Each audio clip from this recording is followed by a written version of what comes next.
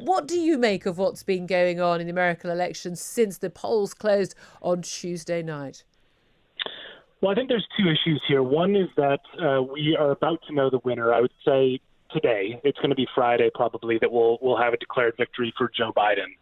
And that's going to be because Pennsylvania will almost certainly go into his column, and that puts him over the threshold of 270 electoral votes. He'll probably have some icing on the cake with Nevada, Georgia, and Arizona, but those will be narrow leads. They're going to be small leads. And the question then becomes what we make of what Trump said last night. And I think we have to be very clear that he was lying about that.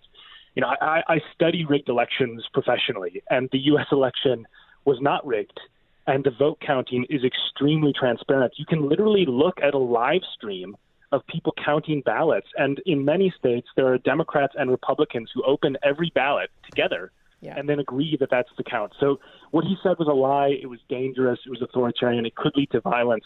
But we have to be very, very clear that what he said was not true. And this is it. An awful lot of the things that are doing the rounds are all these stories on the internet about this claim and that claim about dumps of 100% of postal ballot votes for Donald Trump and the like. This stuff is easily disprovable, is quite clearly simply not true, and yet it is being shared, and his supporters are lapping it up. What's interesting, though, is perhaps it's not being lapped up so much by the Republican mainstream of the party, and interestingly, it would appear not so much by Fox News, previously his big cheerleaders. Yeah, it's interesting. So Fox News has had a very, very partisan primetime lineup of its shows, but its actual decision desk and pollsters are not partisan. And they're, because their reputation hinges on getting these things as right as they can. And of course, the polls had a series of problems, but Fox News is trying to call this as best they can. And in fact, they may end up being the first ones to call the victory for Biden today. It's possible.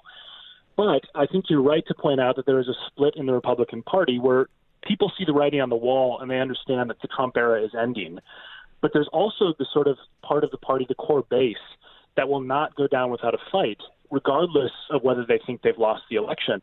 And that's why this next 3 months is going to be very dangerous, in my view. I'm really worried about the period from now until January 20th, when the next president is sworn in. And I mean, because there is a risk of violence.